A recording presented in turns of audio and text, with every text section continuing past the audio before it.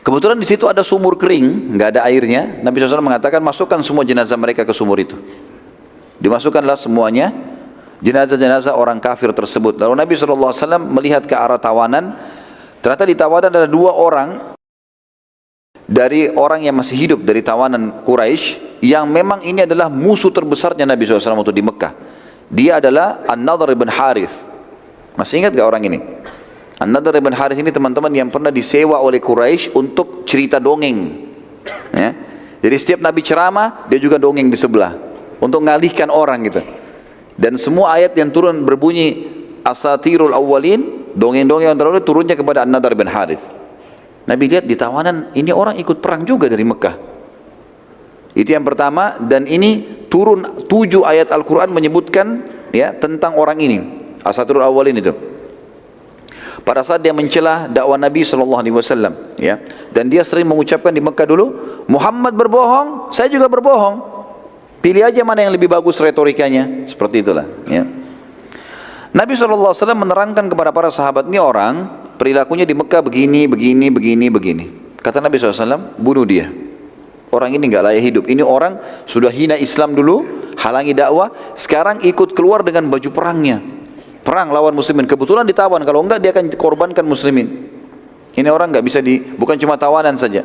Maka para sahabat pun membunuhnya. Lalu Nabi SAW melihat ke arah yang lain, ada Uqbah bin Abi Mu'aid, salah satu pimpinan Quraisy. Uqbah ini termasuk orang yang pernah membawa kotoran hewan, unta, membuang di arah kepala Nabi SAW atau Nabi lagi sujud. Kotoran unta, kotor sekali, jorok ini, bau nggak benar, gitu kan? Sampai Fatimah datang dan membersihkan badan Nabi SAW dari kotoran sambil menangis, gitu kan? Yang jelas Nabi SAW lihat orang ini. Lalu Nabi SAW mengatakan, apakah kalian tahu apa yang orang ini lakukan selama di Mekah? Ialah yang telah menumpahkan di atas tubuh dan kepalaku kotoran unta saat aku sedang sujud menghadap Allah depan Ka'bah. Ini perilaku berat ini. Nabi dihina, saya sudah paham masalah. Lagi sujud, masalah lain. Depan Ka'bah, masalah lain. Kumpul semua ini, ya.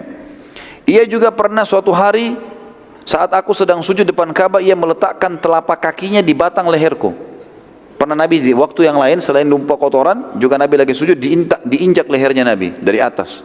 Oleh ini orang ini, Uqbah bin Abi Mu'aid. Kemudian aku merasa seperti aku akan mati karena nggak sempat melawan. Orang terinjak lagi sujud, nggak mungkin. Jadi Nabi SAW mengatakan sampai aku merasa aku akan mati karena nggak bisa nafas, diinjak batang lehernya. Mendengar perkataan Nabi SAW, maka seorang sahabat Nabi, dan ini kita kalau hidup di zaman itu teman-teman memang luar biasa, harusnya jeli. Ada sebagian sahabat jeli sekali. Nabi sering memberikan isyarat, siapa yang cepat dia yang dapat pahalanya, ya. Jadi di sini pada saat Nabi menyebutkan keburukan orang ini, sebenarnya Nabi sedang menyuruh membunuhnya, tapi nunggu siapa yang mau mengambil keputusan. Seorang sahabat dari Ansar namanya Al-Him bin Thabit radhiyallahu anhu. Al-Him bin Thabit ini berdiri langsung bunuh Uqbah. Sudah tahu ini perintah Nabi. Jadi di sini juga teman-teman sekalian, saya sudah pernah bahasakan waktu kita sebelum bahas perang Badar, kalau kita sedang membahas tentang perilaku Nabi di masa lagi aman di kota Madinah dengan orang kafir, dengan para tetangga, dengan Nabi nggak pernah berbuat kasar sama sekali, tidak pernah sama sekali. Tapi kita harus bedakan antara perilaku ini dengan perilaku di kancah peperangan. Ini ada bedanya nih. Karena kancah peperangan teman-teman beda sekali. Kasusnya adalah kafir harbi yang dihadapi, orang kafir yang sengaja keluar mau memerangi muslimin. Kalau bukan mereka kalah, mereka akan habisin muslimin, gitu loh. Makanya perilaku mereka berbeda. Ini juga seperti saya bilang tadi teman-teman sekalian, dari pelajaran di sini, Nabi SAW kadang-kadang memotivasi sahabat untuk sedekah. Misal beliau mengatakan, waktu pernah ada orang masuk ke Madinah, kelihatan mereka sangat miskin, kurus, wajahnya sampai menghitam karena susahnya, nggak ada makanan, panasnya udara, baju mereka cuma kain yang diikat. Nabi SAW naik dari mimbar lalu memotivasi para sahabat, sedekahlah, sedekah itu meredam murkahnya Allah, sedekah itu tidak mengurangi harta. Terus Nabi motivasi sahabat.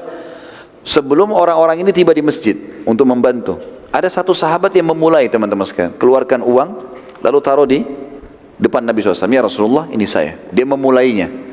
Maka kata para ulama, orang ini cerdas. Dengan dia memulai, yang lainnya pada ikut melakukannya. Maka dia panen pahalanya, dia panen pahala orang yang mengikutinya. Uqbah sebelum dibunuh tadi oleh Alhim radhiyallahu anhu, Uqbah berkata, mengapa kalian harus membunuhku sementara aku termasuk salah satu tawanan kalian, dan tawanan kalian yang lainnya kalian biarkan? Maka para sahabat menjelaskan, bukankah kau buat begini? Bukankah kau injak lehernya Nabi? Bukankah kau pernah menuangkan kotoran? Dijelaskan. Lalu kedua orang itu pun yang akhirnya dia dibunuh oleh Alhim tadi. Kemudian kedua jenazah ini ikut diseret dan dimasukkan ke dalam sumur tadi.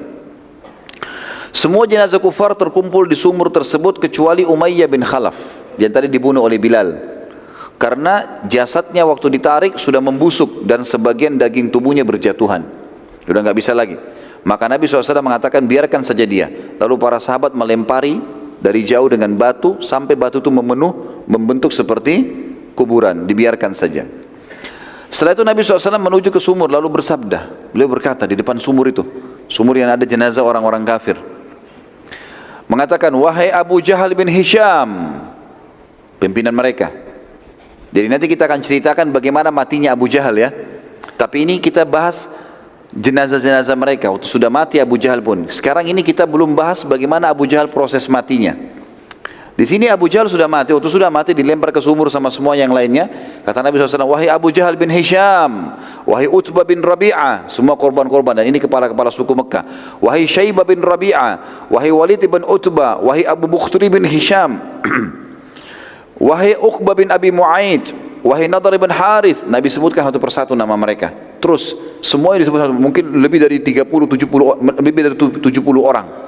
Semua disebutin. Lalu Nabi SAW memanggil mereka satu persatu dan bersabda, apakah kalian sudah mendapatkan, menemukan apa yang telah diancamkan oleh Tuhan kalian? Sungguh aku telah menemukan apa yang Tuhanku janjikan. Sahabat diam waktu itu. Umar bin Khattab di sebelah Nabi bertanya, ya Rasulullah, bagaimana bisa anda mengajak bicara jenazah sementara mereka sudah membusuk, sudah mati? Kata Nabi SAW, demi zat wahai Umar, demi Allah, ya, maaf, demi Allah wahai Umar, sungguh mereka lebih jelas mendengarkanku di saat ini. Khusus saat ini Allah bukakan untukku ini. Yang lain tidak. Di waktu ini Allah telah membukakan untukku, sungguh mereka lebih jelas mendengarkan perkataanku daripada engkau mendengarkan perkataanku sekarang. Gitu kan? Tapi mereka tidak bisa menjawab. Dan ini sebuah mujizat yang lain yang diberikan oleh Allah SWT kepada Nabi Muhammad SAW untuk menambah kehinaan orang-orang kafir itu yang dulunya memerangi beliau SAW. Di sini kita bisa renungi teman-teman bagaimana janji Allah yang luar biasa, karena semua pimpinan orang-orang kafir Quraisy mati waktu itu. Semua pimpinan kafir Quraisy yang ikut di Badar mati semua, nggak ada yang pulang. Yang pulang cuma prajurit-prajurit biasanya. Semua pimpinannya puluhan orang semuanya mati, kepala-kepala sukunya semuanya mati. Nanti kita lihat setelah perang Badar tertinggal di Mekah Abu Sufyan, karena Abu Sufyan tadi pimpin kafilah. Jadi dia yang sempat lolos, tapi yang lain semuanya mati. Dengan Abu Lahab, yang Abu Lahab kita bahas di awal perang Badar, dia tidak ikut, tapi dia menyuruh seseorang yang punya utang dengan dia untuk pergi, dan itu sebagai balasan utangnya. Tapi nanti kita jelaskan bagaimana matinya juga Abu Lahab di Mekah, dan mati pas setelah selesai perang Badar. Nabi SAW mengirim berita gembira ke Madinah tentang kemenangan ini. Sementara di Mekah, orang yang pertama mendapatkan berita kekalahan Quraisy adalah seseorang yang bernama Haisuman bin Abdullah Al-Khuzai. Haisuman bin Abdullah Al-Khuzai ini pada saat dia masuk Mekah, masyarakat Mekah bertanya tentang berita peperangan di Badar. Karena Haisuman ini sempat hadir di Badar, dan dia melarikan diri. Kemudian dia orang pertama tiba di Mekah, karena pasukan sudah kocar-kacir pada pulang semuanya. Waktu dia masuk, masyarakat Mekah tanya tentang peperangan Badar pada saat itu. Dan mereka sama sekali tidak berpikir kalau Quraisy dikalahkan dengan 1000 pasukan. Mereka sudah dapat informasi muslimin cuma 300. Ini pasukan perang lengkap. Mereka cuma tadi muslimin keluar untuk mengejar kafilah, tidak dengan perlengkapan perang yang seperti mereka, gitu kan. Tiba-tiba mereka kaget. Haisuman menjawab, telah terbunuh Abul Hakam bin Hisham, Abu Jahal, ya, karena orang Mekah panggil dia Abu Hakam. telah terbunuh Abul Bukhturi, terbunuh Uqbah, terbunuh Syaibah. Lalu dia sebutkan semua nama-nama pimpinan Quraisy yang mati. Mereka menyaksikan untuk kematian di medan perang. Orang-orang semua tidak percaya ini, karena semua pemimpin mereka dianggap mati, terbunuh. Masa sih, nggak mungkin. Safwan bin Umayyah bin Khalaf. Umayyah bin Khalaf tadi yang dibunuh oleh Bilal. Anaknya namanya Safwan. Ini nanti menggantikan ayahnya memimpin Mekah, ya, memimpin kafilahnya dia, memimpin kabilahnya dia, sukunya dia. Saat itu dia sedang duduk dekat Ka'bah. Karena tidak percaya, ia berkata kepada Quraisy, tanyakan tentang aku. Haisuman ini waktu dia keluar perang ke Badar, dia tidak tahu kalau aku ini ikut atau tidak. Coba tanya, bagaimana keadaannya Safwan? Kalau dia bilang betul Safwan ada di Mekah, berarti dia jujur. Tapi kalau dia bilang Safwan juga mati terbunuh, berarti dia bohong. Karena semua pimpinan Quraisy dianggap mati pada saat itu. Waktu Haisuman ditanya, Haisuman jawab, jelas Safwan ada dekat Ka'bah, dia nggak ikut berperang. Maka orang Mekah akhirnya pada saat itu mulai percaya kalau ini terjadi kekalahan. Dan mereka akhirnya lebih yakin lagi setelah seluruh sisa pasukan kembali masuk Mekah dengan luka-luka, dengan semua menyampaikan berita yang sama. Maka akhirnya mereka yakin dengan kejadian kekalahan tersebut. Kita masuk juga dengan kisah atau kasus Abu Sufyan dan meninggalnya Abu Lahab, ya.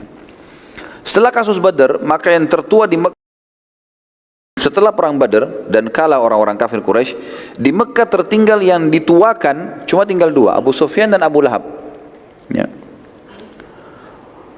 Maka penduduk banyak sekali yang menghormati Abu Sufyan karena dianggap dia orang yang memiliki suara yang keras, hartanya banyak, dan mengalahkan Abu Lahab. Dan Abu Lahab punya kisah sendiri nanti. Abu Lahab sudah mati.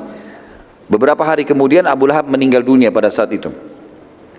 Abu Sufyan, dia tahu orang-orang lagi pada sedih semuanya. Dan dia tahu pasukan ini keluar justru untuk membela kafilah yang dia pimpin. Maka bagaimana caranya? Dia bilang, jangan ada yang bersedih, jangan ada yang menangis, serta berduka. Juga jangan ada yang menebus tawanan. Tidak usah ada yang tebus tawanannya. Sampai akhirnya muslimin tambah senang nanti dan tamak terhadap kita. Saya akan bentuk pasukan dan akan menyerang nanti. Dan Abu Sufyan betul melakukan itu, karena nanti dia bentuk pasukan di tahun 3 Hijriah, 1 tahun setelah Badar, terjadi perang Uhud, dipimpin oleh Abu Sufyan. Sementara Abu Lahab, gara-gara statement tadi Abu Sufyan, orang-orang Mekah mulai agak reda sedikit sedihnya, lalu mereka mulai berkumpul di sekitar Abu Sufyan. Apa yang kita harus lakukan? Baik, kumpulin duit, kumpulin kekuatan, latih militer, segala macam. Berapa waktu kemudian kita akan nyerang. Jadi tahun depannya mereka menyerang. Sementara Abu Lahab punya kisah sendiri. Dia duduk di dekat Ka'bah waktu itu, tepatnya di majlis di sebuah depan halaman rumahnya Abbas. Abbas bin Abdul Muthalib kan ditawan nih, lagi ditawan tadi di Madinah. Kebetulan waktu itu ada istrinya Abbas, diberikan julukan dengan Ummu Fadl, istrinya Abbas. Waktu itu Abu Lahab sengaja datang ke majelis itu. Di depan halaman rumahnya Abbas ada tempat duduk, dan dia tahu Abbas juga termasuk berita ditawan. Dia mau dapat informasi dari istrinya Abbas, apa sih sebenarnya benar terjadi, benar nggak mati pemimpin Quraisy? Saya masih belum percaya gitu. Lalu kemudian datang dia Abu Lahab ke majelisnya, karena Abu Lahab dengan Abbas kan saudara, pamannya Nabi dua-dua ya. Jadi ini dia datang ke rumah adiknya Abbas, dan dia sedang bertemu dengan istrinya Abbas, berarti adik iparnya dia. Di sekitar majelis tersebut ada seorang yang sedang menjelaskan kejadian perang Badar, dan pada mereka pada Ummu Fadl dengan beberapa teman keluarganya lagi duduk. Dan orang ini kebetulan ikut waktu itu perang Badar. Jadi dia menceritakan begini terjadi, begini terjadi, begini terbunuhnya, begini terbunuh, diceritakan semua sama gamblang. Abu Lahab sempat bertanya, siapa di antara muslimin yang paling menyusahkan kalian di medan perang? Orang itu berkata, seseorang yang meletakkan burung merpati di dadahnya. Dan ini adalah Hamzah bin Abdul Muttalib, ya. Maka dia berkata, ya, seseorang yang meletakkan burung merpati di dadahnya. Lalu orang-orang pada bertanya lagi kepada dia, siapa yang itu? Siapa? Kau kenal orangnya? Kata dia, tentu saja salah satu pimpinan Mekah yang sudah masuk Islam, Hamzah bin Abdul Muttalib. Artinya dia bilang kepada Abu Lahab, saudaramu sendiri. Abu Lahab sama Hamzah saudara. Kakakmu sendiri itu, kakaknya dia, ya, yang mengalahkan orang-orang kafir Quraisy. Orang tersebut lalu lanjutkan ceritanya begini, dan dalam ceritanya ini kesannya membela muslimin. Memang kita kalah. Bahkan dia mengatakan di pasukan muslimin ada orang-orang yang menggunakan baju-baju putih, badannya kekar-kekar, sangat perkasa, tidak ada yang bisa menangkis pedang-pedangnya. Tidak ada seorang pun bisa mengalahkan mereka. Maksudnya ini kelompok para malaikat, karena mereka tidak bisa mengalahkan itu memang. Pada saat itu terdapat seorang budak, budaknya Abbas, ya. Ini bernama Abu Rafi'. Abu Rafi' ini sudah masuk Islam rupanya. Sebelum itu, sebelum Badar dia sudah masuk Islam, tapi dia sembunyikan Islamnya. Maka tiba-tiba dia bilang, itu malaikat yang turun membantu muslimin. Karena semangatnya si budak ini, budaknya Abbas, tadi dia sembunyikan Islamnya, sekarang dia terang-terangan menyampaikan. Sekarang dia terang-terangan menyampaikan. Maka Abu Lahab tiba-tiba marah kepada budak itu. Dia ambil kayu, kemudian dipukuli budak itu. Terus dipukuli dengan sangat keras. Ummu Fadl sebagai majikannya budak ini, karena kan ini budaknya Abbas, budaknya suaminya. Maka dia berusaha melepaskan Abu Rafi', ditarik-tarik Abu Rafi' sama Ummu Fadl agar Abu Lahab berhenti memukulnya, tapi Abu Lahab tidak mau berhenti. Maka Ummu Fadl entah kenapa mengambil sepotong kayu besar, lalu dipukulkan ke kepalanya Abu Lahab, sehingga hanya membuat kepalanya bocor berdarah, jatuh Abu Lahab. Dan gara-gara luka itu Abu Lahab jadi sakit parah, dan dia meninggal gara-gara luka itu. Dia meninggal gara-gara luka itu. Jadi saking parahnya luka itu sampai membusuk, darahnya terus keluar, dan dia tidak bisa makan, tidak bisa minum, tidak bisa buat apa-apa. Si Abu Lahab ini gara-gara pukulan adik iparnya sendiri. Dan ini disebabkan karena dia mau memukul budak muslim tadi, ya, budaknya Abbas. Akhirnya dia ditimpa penyakit yang membuat semua orang menjauh dari dia karena menular dan berbau busuk. Lukanya membusuk, kulitnya semua rusak, dan setiap orang yang mendekati tersebar berita ini akan menular. Maka tidak ada yang berani mendekati, termasuk anak-anaknya sendiri tidak ada yang mau mendekat, ya.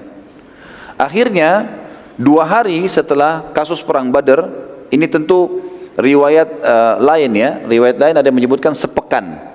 2 hari riwayat pertama, yang lainnya mengatakan sepekan setelah perang Badar, dan luka di kepala Abu Lahab pun mati dalam kondisi sangat mengenaskan.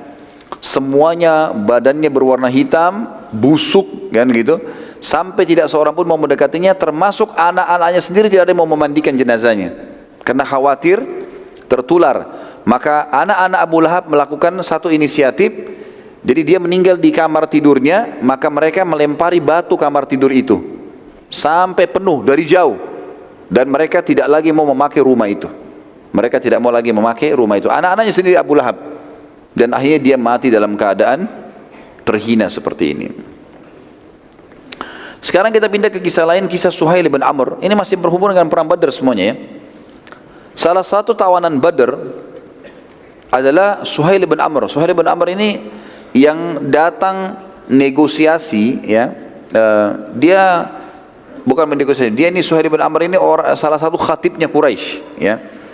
Dia sangat mahir gitu, mengucapkan syair-syair segala macam, dan tujuannya untuk memerangi khutbah-khutbah Nabi SAW.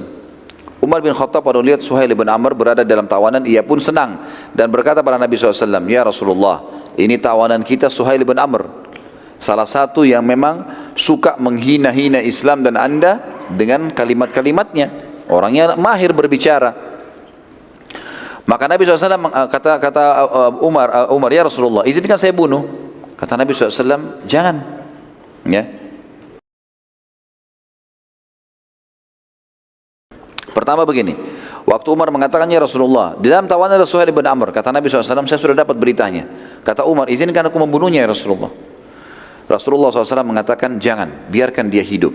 Umar lalu berkata, "Kalau begitu izinkan aku menjatuhkan semua giginya, agar mulai hari ini dia tidak lagi khutbah untuk menyalahkan Anda. Larang bunuh nggak apa-apa, tapi giginya semua saya jatuhin." Gitu kan. Nabi SAW mengatakan, "Jangan hai Umar, biarkan Umar. Mungkin saja ia akan menjadi petunjuk kebaikan pada saat orang-orang membutuhkannya." Umar bin Khattab belum tangkap ini, apa yang dimaksudkan oleh Nabi SAW. Biarkan saja, jangan, tidak usah diganggu dia. Khusus ini jangan diganggu. Tapi kalau memang ada wahyu turun suruh bunuh, bunuh. Ini enggak. Walaupun dulu dia suka menghina dengan khutbah-khutbahnya.